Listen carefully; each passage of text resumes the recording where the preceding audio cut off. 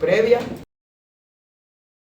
Simplemente se despiertan gritando como si algo les estuviera pasando. En su mayoría va a estar relacionado con la respiración. Soñé que le echaban mayonesa. En la respiración necesitas oxígeno. Entonces lo que hace, pues despiértalo con un sustote para que jale todo el oxígeno que pueda. ¿Sí? Y otro tipo de parasomnia serían las pesadillas. En las pesadillas son ensoñaciones particularmente angustiantes para la persona que está teniendo la ensoñación. En eso sí, pareciera que hay ensoñaciones. ¿Okay? Las pesadillas suelen aumentar en frecuencia ante ingestas elevadas previas a dormir, y la razón podría ser que se tiene mucha energía. Entonces hay que hacer gasto calórico. ¿Cómo hacemos gasto calórico? Pues mételo en una situación de tensión para que veas que sí se acaba. ¿Okay? Esas son las pesadillas. Okay. Bien. Hay otra entidad que no viene aquí marcada, pero que conviene que revisemos, que es la narcolepsia. La narcolepsia es una entidad clínica de afectación que estaría dentro de las insomnias, porque afecta la cantidad y la calidad del sueño, en la cual la persona, ¿vale?, se va de la vigilia a la fase REM sin tocar baranda. Ya ven que decíamos, bueno, pues las fases sí, fase 1, fase 2, fase 3, fase 4, ¿vale? En eso va bien, ¿vale? Pero cuando está en vigilia y desde vigilia se va a fase REM, es narcolepsia. O sea, como un desmayo. Pareciera un desmayo, pero no lo es, ¿vale? Porque normalmente en un desmayo hay un paso gradual entre estar, por ejemplo, en la posición ya sea de sedestación o en la posición de bipedestación, ¿sale? Y empieza a ver como que gradual. Sí, porque las personas cuando se quieren desmayar como que parece que se van a caer, ¿no? La mayoría de los desmayos van a tener signos previos, como la sensación de mareo, como la sensación de falta de aire, ¿vale? Pero en el caso de la narcolepsia no, bajan, ¿vale? Y es de manera repetida, ¿vale? No suele ser, por ejemplo, de que tengas un episodio de narcolepsia una vez y luego después pase mucho tiempo y no tengas otro. Eso no es lo común. Claro, lo que sí se tiene que revisar, porque la mayoría o más bien en una aparición de narcolepsia, pues se tiene que buscar estructuralmente si esté pasando algo que lleve al organismo a hacer ese cambio de manera súbita. ¿Sí? ¿Va bien hasta ahí? Okay. Bien. Entonces, de esto del sueño hemos platicado ya bastante, ¿verdad? ¿Qué onda? ¿Me podría repetir lo de las disomnias? No, se lo van a repetir sus compañeros. Bien, ¿qué era? ¿Cuáles eran las disomnias? Primario, secundario y terciario. Ok, ¿cuál era la primaria? ¿Cuál es la disomnia primaria? Cuando estás batallando para dormir. Cuando estás batallando para dormir, tú te acuestas, batallas para dormir. ¿Cuál sería la secundaria? Y medio de la Que te despiertas. Ok, ¿cuál será la terciaria? Que te levantas antes de... Ok, bien. A ver, pregunta. ¿Pueden coexistir las tres en un organismo? No dormirse en toda la noche. O sea, podría ser. Ese sería más bien primario. ¿Ya? ¿Por qué no? Pues sí podría ser. batallas de... Y luego después llega el punto en el que no te pudiste dormir. Sí, sí pueden coexistir las tres y es bien jodidos. Ahí se habría que ir al médico. Bueno, no, más bien, es que desde el insomnio primario hay que ir al médico, ¿vale? Pues que sí hay que platicarle al médico cuando no podemos dormir bien. ¿Y hay una razón específica por la que pueda pasar esto? Una de las cosas que se tiene que revisar de todas es tanto la cuestión de la presión arterial, tanto porque los pacientes hipertensos suelen tener también afectaciones del sueño. Otro tiene que ver con la respiración, ¿vale? hay que revisar si es que está haciendo hipopneas o apneas. Y claro, pues el cerebro no te va a dejar dormir, güey, porque nos quedamos sin oxígeno. ¿Vale? O sea, sí, y como está primordial, mejor tener oxígeno, a que duermas, pues mejor te despierto, güey. Entonces, esas podrían ser algunas de las cosas de teología. Sí, en la higiene y calidad del sueño, acuérdense, pues es que pasamos la tercera parte en esa conducta. Si está disfuncional, pues factura nos va a pasar, ¿eh? Yo iba a preguntar, o sea, ¿qué pasa cuando bloqueas, se bloquea o lo bloqueas? Bueno, pues depende de que con qué. ¿De un golpe? Ajá. Ah, ok, vamos a ver.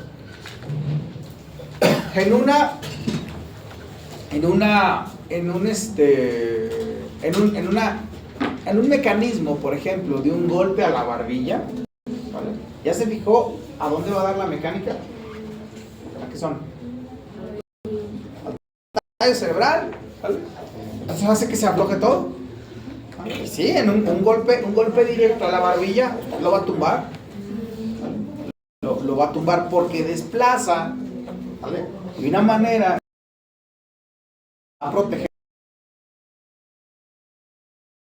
Si fija, todo va a dar a la cuestión del cuello. Cuando es un golpe acá por el lado, también la misma historia, ¿no? O sea, cuando viene un golpe acá a este lado, ¿dónde va a rebotar? Pues el cuello. ¿Qué más? ¿Alguna parasomnia puede evitar que el sistema no quiera dormirse? Por ejemplo, con el bruxismo. En mi caso, una vez me dio bruxismo y ya me estaba afectando a nivel dolor. Como que no podía dormir porque como que sabía que iba a apretar y eso. Bueno, y aparte es que, acuérdense, ya ve que dijimos, en el sueño hay cosas que se entrenan, ¿vale? Que se entrenan. ¿Le pusieron alguna guarda, algo para mantener? Claro, una guarda y ya con eso evita que tenga que hacer la contracción de la mandíbula. Y todo, sobre todo porque acuérdese que llegar a fase 3 y fase 4 no va a estar tan sencillo, ¿vale? Entonces su sueño no va a ser reparador y va a pasar prácticamente muy buena parte del sueño libre. Las apneas y la otra que no me acuerdo cómo se llama, que es lo contrario de apnea. No, no es lo contrario. O bueno, que es parecido a la apnea. ¿Qué? Era hipo. A ver, ¿ya entendió eso de la apnea y la hipopnea? Hipopnea. A ver, ¿por qué no tenía aquí el congreso? No, no estoy paseando, era aquí una clase, pero bueno, no se crea estar en Bueno, pero entran o no entran en las parasomnias. A ver, no, más bien, es que esa como tal, la apnea, ¿sale? Y la hipopnea serían componentes, a lo mejor, de algo que van a afectar la cantidad y la calidad de sueño. Pero como sería dentro de insomnios, a lo mejor podríamos tener el síndrome de apnea obstructiva del sueño, el SAOS. En el SAOS, acuérdense, si decimos síndrome, tenemos que juntar un conjunto de signos y síntomas que pueden venir, ¿vale? Que pueden estar asociadas, por ejemplo, de estos que se llaman trastornos primarios del sueño. ¿Sí? Entonces, la apnea y la hipopnea, acuérdense, son signos. Y esos signos sí pueden estar presentes y pueden condicionar o pueden ser concomitantes a algunos de los trastornos primarios del sueño. ¿Sí? ¿Va bien hasta ahí? ¿Qué más? Cuando se utilizan así medicamentos para el sueño, ¿se tiene la misma calidad? Bueno, es que vamos a ver, les dicen los hipnóticos, ¿no? O los inductores de sueño. En su mayoría van a ser benzodiazepinas, ¿vale? Que prácticamente son los de elección. Alprazolam es uno muy común, diazepam es otro también bastante común, o clonazepam, ¿vale? Esos son los tres quizás que están más comunes. Ya salieron quienes toman clonazepam, ¿verdad? Como inductores de sueño, lo que buscan estos tratamientos es aumentar o dar un nivel en el que se facilita la producción de melatonina para inducir al sueño. Cuando normalmente suelen tener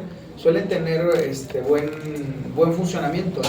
Claro, siempre y cuando sean controlados, administrados y regulados por el médico, ¿vale? Eso no lo puede hacer usted solo. Recuerden que esos son tratamientos controlados. Si está pasando por dificultades de sueño, lo primero es platicarle al médico familiar. Platíquele a su médico familiar. Y de ahí seguramente pues, van a revisar qué tan necesario es ver el resto. Porque capaz que le están dando de inductores de sueño y resulta que lo que hace que se despierte durante la noche, ¿vale? O lo que hace que no se pueda dormir es algo relacionado, por ejemplo, con la higiene de sueño o relacionado con lo que hace previo a dormir. Se dice, güey, pues ¿cómo te vas a dormir? Si, ¿cómo no vas a batallar para quedarte dormido si te agarras a ver TikToks, ¿vale? Estando acostado, ¿vale? O haces ejercicio de aeróbico antes de irte a dormir. Bueno, pues es una cuestión de higiene de sueño. Primero revisar higiene de sueño. Tiene que ver con la estimulación. alimentación, ¿verdad? Que también pasa con la alimentación, de que unos poquitos minutos antes cenes y luego ya te vayas a dormir. Sí, es que luego, a ver, es que a muchas de las personas les podrá funcionar, ¿vale? Y podrán estar habituados, ¿eh? O sea, por ejemplo, yo les cuento tranquilamente, yo en la noche perfectamente a las 10, 11 de la noche me puedo tomar un café y no batallo nada para dormirme, pero en absoluto nada, ¿eh? Y cuando digo nada es nada, ¿eh? O sea, no me duermo, ¿vale? No soy alguien que suela tener ingestas copiosas de alimento. No suelo hacerlo así, ni en los buffets. Ni en los buffets, o sea, no me gusta sentirme a reventar, ¿vale? No me gusta sentirme a reventar. Entonces por eso no suelo hacer a lo mejor ingestas alimentarias elevadas antes de dormir. Pero seguramente si en algún momento lo hiciera, pues probablemente batallaría para quedarme dormido. Y por ejemplo, ¿qué puede llegar a pasar? O sea, sí puede llegar a haber un trastorno, o sea, que perdure más cuando se toman medicamentos para dormir, o sea, puede llegar a afectar después. No, a ver, ¿qué puede haber? A ver, la dependencia se refiere a una buena parte a lo mejor se refiere a la dependencia de medicamentos para dormir, ¿vale? O a una afectación. A ver, cualquier cosa que nosotros consumamos va a tener gasto de hígado y riñones, ¿ok? Absolutamente todo, ¿vale? Pero con los tratamientos de medicamentos se tiene que tener mayor cuidado. Una ingesta continua de medicamentos le damos mayor gasto, le damos mayor trabajo a el hígado y los riñones. Entonces es lo que siempre se va manteniendo en cuenta. Las personas que están... Pero relacionado con el sueño, o sea, por ejemplo, si uno toma mucho clon, le puede llegar a afectar, no sé, que ya no se pueda dormir, No suele ser común, ¿eh? O sea, no suele tener así como que, o sea, porque ese sería uno de los efectos secundarios a largo plazo que tendría que reportarse. Que lo haría, o sea, que lo quitaría de la infección. Dice, espérate, güey, te vas a dar 5 años de buen dormir para luego dejarle otros 20 sin poder dormir, güey, porque ya no lo puedes cambiar. No suele tener ese efecto. O sea, normalmente suele lavarse bien. ¿Okay? ¿Vamos bien hasta ahí? Ok, perfecto. Entonces, ahora vamos a darle una reforzadita, porque esto lo tienen ustedes que manejar bien, es parte de psicofisiología y es parte de lo que tenemos que utilizar en la vigilia. Acuérdense que ahorita en esta clase vamos a buscar más para dejar la última unidad para cuando regresemos de vacaciones. También la última unidad, ¿vale? Y lo de la vigilia lo vamos a hacer a modo, ¿vale? Lo vamos a hacer a modo de que ustedes lo van a...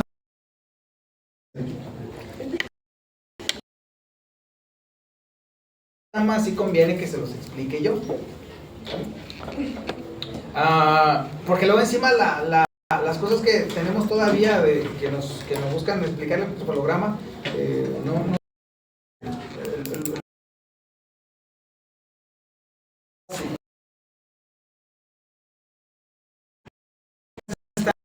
luego ya un punto intermedio. Acuérdense que si estamos captando la electricidad desde una zona, vamos a ver los ciclos por segundo, pero también vamos a ver la potencia. la potencia que tiene. Entonces, fíjense bien, cuando viene el potencial de acción, o sea que sale, por ejemplo, vamos a estar, por ejemplo, estamos aquí en esta parte. Cuando viene el potencial de acción, ahí tenemos alrededor de 50 microvolts de potencia. Obviamente ese potencial de acción es muy pequeño, pero cuando se libera el neurotransmisor, la carga que hay ahí puede llegarse a estar cercano a los 80 microvolts y durar alrededor de 50 a 200 milisegundos. 50 a 200 milisegundos. Esta duración es en apariencia lo que vamos a captar con el electrodo de electroencefalografía. No vamos a captar potenciales de acción. Son potenciales posinápticos, sobre todo de orden excitatorio. Esto es cuando está en una actividad. Esos son los que vamos a captar. Porque son los que están en el rango de entre 50 a 200 milisegundos. Los potenciales de acción están por debajo de esos 50 milisegundos. Ok, para entender un milisegundo, recuerde que lo que usted tiene que hacer es pensar en un segundo y luego repartirlo en 1000 partecitas. Entonces, claro, el grupo de los potenciales posinápticos, sobre todo excitatorios, van a tener un campo mayor del que podemos captar, del que podemos registrar. Obviamente todo esto viene desde los potenciales de acción. En cuanto viene una actividad, ¿vale?, de un voltaje, eso es lo que vamos a alcanzar a captar. ¿A través de qué? Pues de un electrodo. Que en principio los electrodos que tenemos ahorita son digitales, ¿vale? Pero en el tiempo en el que eran analógicos, era una vil e infame aguja imantada. Eso era. Entonces, se conectaba al cráneo, ¿vale? Y luego se ponía la aguja y la aguja empezaba a hacer esto. Y luego iba más rápido, y luego iba más grande, ¿vale? Era una aguja imantada, nada más. Se me hace que todavía, no sé si todavía lo tengan, eso le voy a preguntar a mi sobrino que trabaja en el IMSS, que si de casualidad conservan o qué le hicieron a los equipos analógicos que tenían. A mí me tocó todavía ver ahí en el seguro que entregaban el electroencefalograma y entregaban un montón de hojas que venían así con tinta. Pasaban el papel estaba circulando, ¿vale? Y estaba la pluma haciendo esto. Claro, para hacer los montajes ahí, pues tenían que cambiarlo desde la aguja a la que llegaba, porque pues, se registraba un solo trazo, pero venía de dos zonas de corriente. Y ahorita vamos a tener que aclarar. No es que nos toque el jueves. Y entonces, tenemos que entender el electroencefalograma como una medida temporal y espacial del funcionamiento eléctrico, presumiblemente del cerebro. Ojo, ¿por qué digo presumiblemente? ¿Sale? Porque resulta que para que este electrodo pueda captar, tiene que atravesar las meninges, ¿vale? Que es la pia madre, la aracnoides y la dura madre. Luego el cráneo y luego el cuero cabelludo. Pues no está fácil. La electricidad que se produce acá, claro, lo lógico, lo mejor sería que estuviera pegado directamente a la corteza, pues ahí sí, aseguramos el tiro. Pero pues lo lógico es que no, porque al final el músculo va a tener también un ruido electromiográfico. Al momento de contraerse va a dar una señal. ¿Sí? Entonces, aquí en el electroencefalograma, en lo que insistimos mucho es en el control de los artefactos.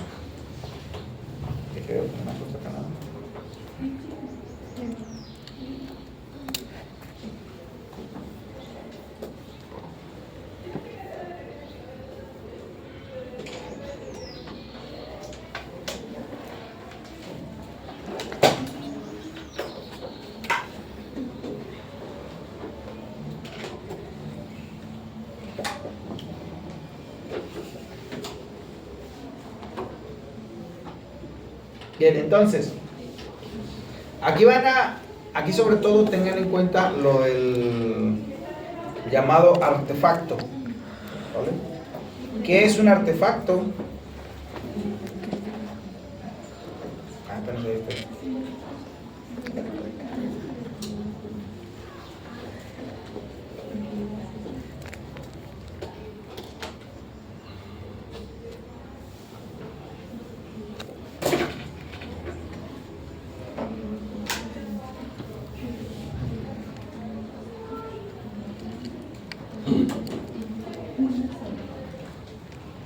Bien, entonces, esto aquí tenemos que señalarlo bien.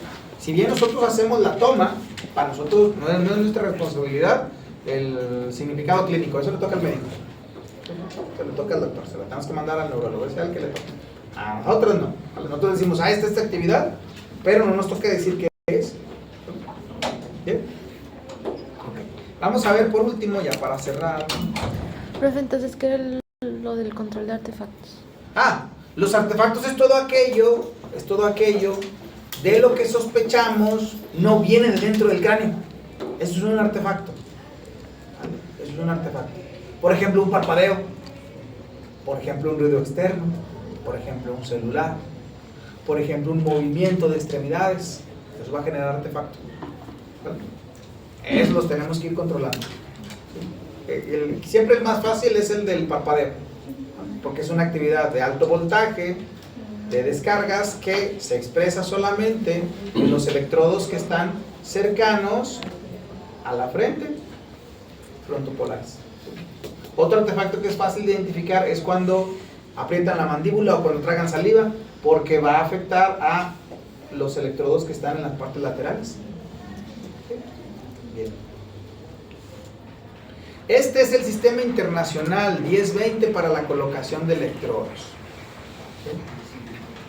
¿Alguien, me supongo, ya se dio cuenta por qué se llama 1020? ¿Verdad? Porque varía del 10% al 20%. Eso justo. Va del 10% al 20%. Y entonces, fíjense que aquí, a ver, ¿quiénes estuvieron en el Ateneo? Levanten la mano. Levanten bien la mano, hasta parece que les da vergüenza. ¿Por qué pregunto quiénes estuvieron en el Ateneo? Yo no sé ustedes, pero yo cuando entré al Ateneo, mis hermanas no me dijeron, ¿vale? Yo andaba buscando el salón 12 al lado del salón 11. Y nada, por resulta que está del otro lado, ¿vale? Porque están pares y están nones. Bueno, pues pareciera que eso fue mi karma, porque en el electroencefalograma pasa absolutamente lo mismo. Los pares están del lado derecho, los nones están del lado izquierdo. ¿Ok? Están pares, están nones. Ok, dentro de... a ver, si ven esta imagen, ¿qué les llama la atención?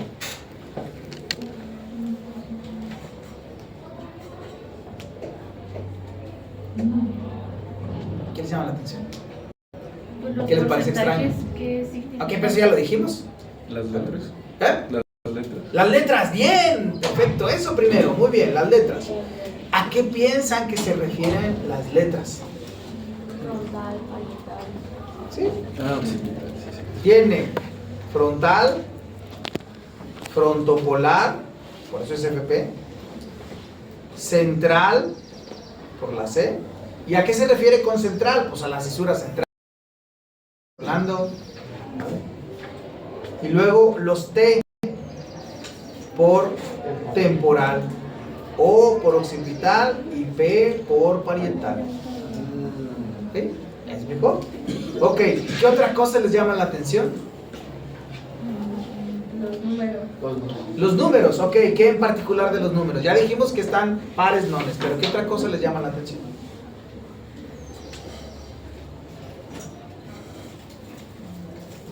O sea, de los números sí hay algo en particular, sí, que conviene que lo tengan razonado, claro. Que se repite. Ok. Que se repiten algunos, entonces pareciera que de estos, de los centrales, ¿sale? De los centrales, ¿vale? Este tendría que ver con una posición en particular y este con otra posición en particular, el número está repetido. Ok. Está repetido contra ¿cuál? Contra estos de F. ¿Vale? Y acá luego encima 7 y 8 y dice, ah, chinga, tengo 4 números y estoy en el 8. ¿Qué sería lo lógico de preguntar? ¿Dónde están qué y qué? El 6. Por ejemplo, ¿dónde estaría el 6? ¿Verdad? ¿Dónde estaría el 5? ¿Dónde estaría el 1? ¿Dónde estaría el 2? Y la respuesta es bastante simple. Pues al 10%, porque aquí tenemos 20%. El espacio que hay aquí hay 20%. O sea, al 10%, aquí estaría F1, aquí estaría F2. ¿Vale? Y por lo tanto, ¿ya se fijaron este de aquí? ¿Qué característica tiene? Este no tiene número. ¿Qué tiene en su lugar? Una Z. ¿Y qué será esa Z? ¡Eso justo! 0. ¿Sale? Esa Z tiene que ver con el 0. ¿Ok? Bien. No se le pone el número porque correspondería a... Se podría confundir con una O. ¿Vale? Entonces, ¿qué se utiliza por eso? Pues el 0. Bien.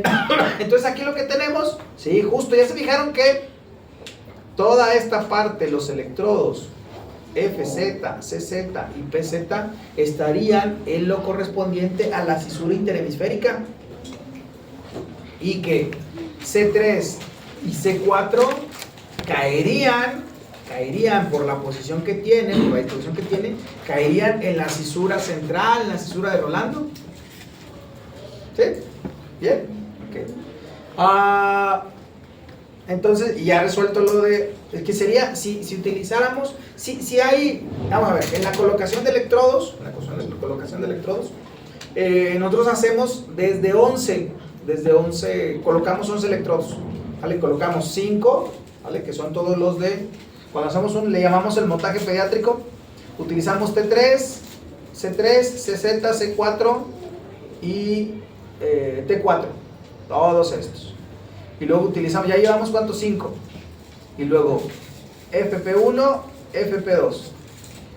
O1, O2, ¿vale? Y ahí ya juntamos ¿cuántos? 9, ¿verdad?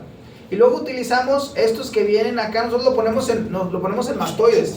Pero hay laboratorios que lo ponen en el lobulillo de la oreja, que es A1 y A2. A1 para el lado izquierdo, A2 para el lado derecho. ¿Okay? Quienes lleven técnicas de evaluación de neurociencias van a enseñarse a colocar los electrodos. Es parte de lo que van a aprender. ¿Vale? Ahorita nada más estamos viendo la distribución que tienen. Con que usted sepa cómo ubicar uno de los electrodos está bastante bien. Por ejemplo, si, claro, viendo la imagen, ¿vale? Viendo la imagen, pero si a usted se lo dice alguien así tal cual, también lo podría resolver. ¿Vale? Imagínese que de pronto usted ve un reporte, ¿vale? De un electroencefalograma que dice en los electrodos cercanos, o por ejemplo en los electrodos C4 y T4 se observa una actividad rítmica en rango de alfa de alto voltaje, ¿sale? Usted podrá estar pensando en esta zona, correspondiente al temporofrontal del lado derecho. ¿Bien me explico? ¿Qué pasa si yo le pregunto, a ver, el electrodo O1, ¿en qué zona quedaría? ¿Qué me diría usted? Aquí. No, pero pues si yo no lo tenía, si se le pregunto en un examen, ¿cómo usted va a poner aquí? Bueno, ¿No? es cierto. ¿Qué diría? Usted ya lo tenía, que ya le había dicho. ¿De qué lado? ¿Derecho o izquierdo? Izquierdo, porque dije O1, ¿verdad? ¿Sí? ¿Va bien hasta ahí? Okay. Bien, entonces, pues si yo le pregunto, ¿cuáles de estos electrodos o cuál de estos electrodos estaría, por ejemplo, en la zona temporo-occipital? Y le pongo de opciones Bueno, temporooccipital, y vamos a suponer que me pongo más payaso y digo temporooccipital izquierda. ¿Vale?